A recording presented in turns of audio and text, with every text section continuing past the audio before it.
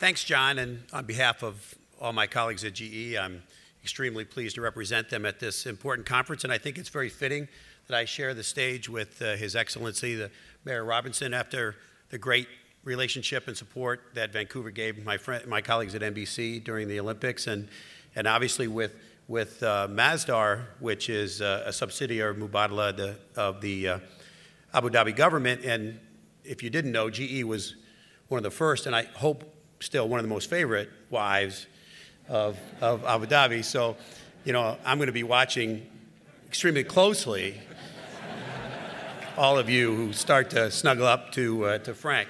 But, you know, the great thing is that this isn't, you know, a local discussion. This really is a global discussion. And the way, you know, GE looks at this is that this is the outgrowth of a lot of dynamics that have been happening for a long period of time, and I think will continue to happen. So if you look at sort of the world we live in today and the world that's been shaping over recent history, you know, there is a continual battle over resources, and there will continue to be one, not only natural resources, but human resources. And so there is also battles over markets and how you access markets and to be local or global or to be competitive in those markets. And then probably more importantly than any recent time in history, policies and institutions and governments are going to have a huge impact on the world that all of us do business in.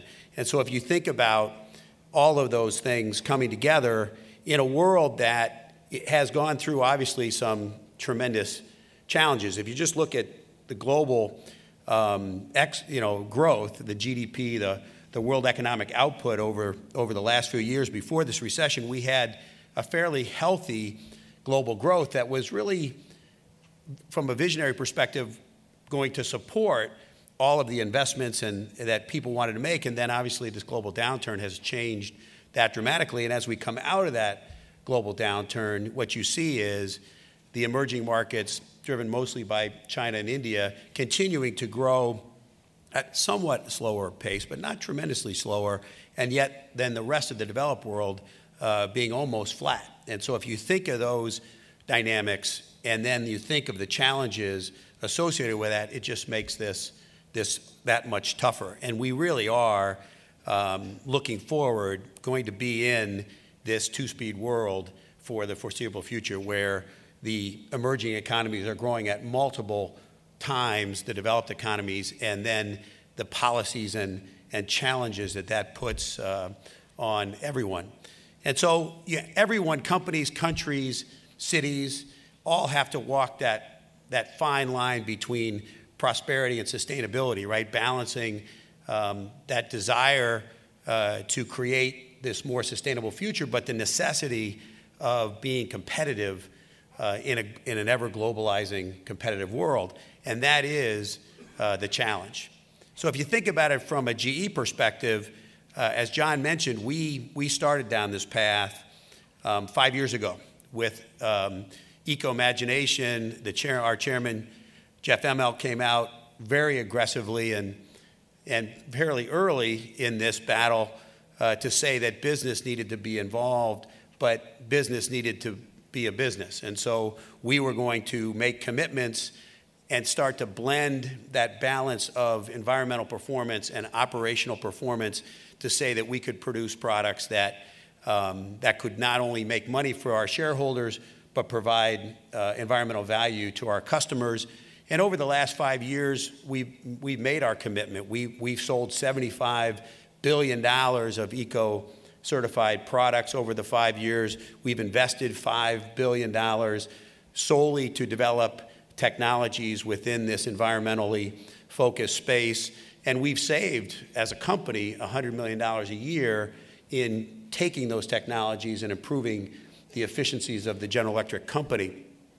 And so the question we had was, okay, 5 years in, you know, we've met our initial goals, and then where do we go from there? And the answer is we're gonna double down.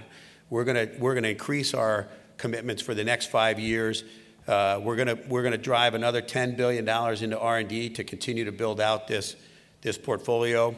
You know, we're gonna commit to grow our eco portfolio revenues twice the general growth of the company. I think we've learned over the last few years not to pick any raw numbers. The economies are a little difficult to predict, but we're going to say we're going to grow this part of our portfolio twice as fast. We're going to increase the energy efficiency of our own operations by 50%, reduce water by 25%, and then going from just communicating to trying to develop a vision with our partners all around the world around this sustainability future and how we see the marriage between policy and business. And so we're kicking this off really right about now. It's a big commitment from a company perspective, and obviously GE, especially the energy business, has somewhat of a unique position because we have a lot of products and services that fit in this space. So if you think about what our suite of eco-imagination products, and you can see them here, they go from jet engines to locomotives to wind turbines to our Jenbacher engine. We have a great relationship with Nextera here. You heard the mayor mention them. We have a gasification, wood waste gasification project pilot going on, and we've been fortunate enough to also be successful to have a plant being built now at the University of British Columbia. So that's a great technology and marriage between a global high efficiency reciprocating engine that has the capacity to burn almost any type of fuel and a local technology, gasification technology here to then drive that bio waste. Our wind business, we have relationships with Plutonic Energy here. We're building and investing in renewable projects with them, not only wind, but hydro. We have a lot of investment in the water portfolio because water, the balance not only of the challenges of water and the challenges of energy, but the amount of water that's utilized within the energy industry really focus, GE as in a very unique spot to work on both sides of that. And our water business is investing a lot of technology to use gray water for industrial water. Water reuse is a big focus you'll hear from GE, especially within US and North America. And so this portfolio continues to grow, and it provides us a very unique set of technologies that we can work with partners all around the world to drive pilots like the ones we're doing here in British Columbia, and really then prove out these technologies and allow them to be scaled. So if you think then about how this is one view of carbon reduction from the World Energy Forum, but just a way to think about where we're investing our money and how it can impact climate, greenhouse gases, and carbon. Energy efficiency, you hear a lot of discussions about capturing carbon and non-carbon generating types of energy, but in this world, we create a lot of energy from carbon-producing fuels, and if we can increase the efficiency, it has a big impact, and that's actually what the mayor, as he talks about existing buildings and improving the efficiency of those buildings, that goes to, from our perspective, to power plants and to all other types of infrastructure. So whether it's doing combined heat and power projects versus just energy, whether it's just improving the efficiency of aircraft engines or locomotives, we're investing tremendous amounts of money in those types of technologies really to allow the products to move up the efficiency scale. And then obviously our renewable business is very big today. Our wind business is one of the largest portions of the energy business now.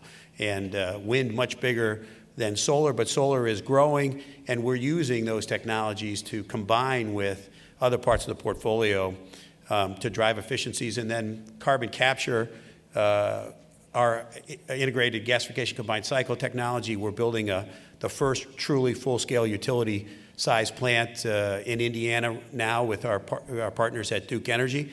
And that plant will be really a 600-megawatt, true coal gasification, local coal gasification power plant will be up and running in the next couple of years. And we have designed the capability to capture carbon off of that technology. And then obviously we have a nuclear business for those parts of the world that want to build out the nuclear industry. So the energy portfolio can impact all of the different mechanisms to manage carbon. And we are going to put a lot of our money where our mouth is in developing these technologies. So what is this? Where does this all come together? What it really comes together, we call it eco-imagination. You can call it almost eco-anything, but it's about the marriage between, you know, private industry and public policy. And so I commend the government in British Columbia. They're driving energy policy and energy programs that I think will allow companies like General Electric, but obviously companies in this room, to advance technologies. You need to support these new technologies as they prove out in pilot phases and then as they become scalable, because obviously that takes time for them to become mature. And that's happening here. I think it's terrific, and we look forward to working with the government to keep doing that, and our partners that are in this room and obviously in this territory. And it really has to happen in the United States and other parts of the world, and it's great that there's forums like Globe that are communicating what's going on.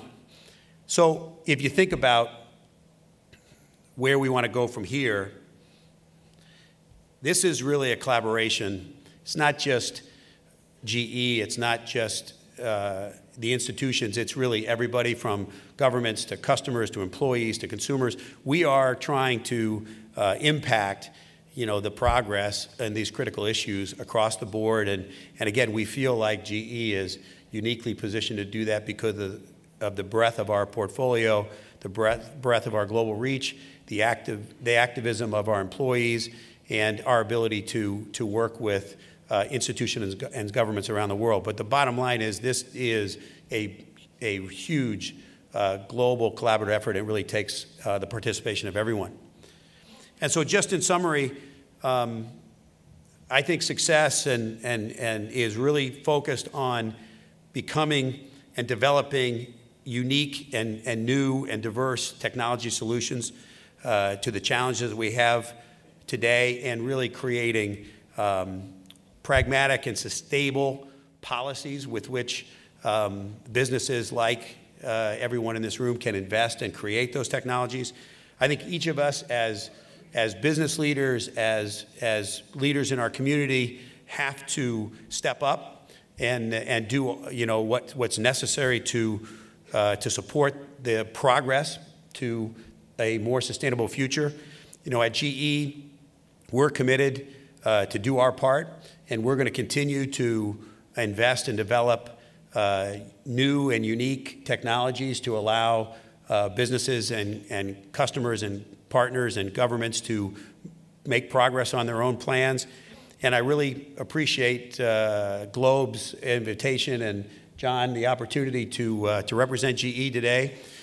We look forward to working with everyone in this room and everybody around the world to help you create businesses that will drive a more sustainable future. And I look forward to seeing you in the GE booth, or seeing you or getting between you and Frank if you get too close as the conference goes on. And so thanks again, and enjoy your conference. Have a great couple days. Thank you.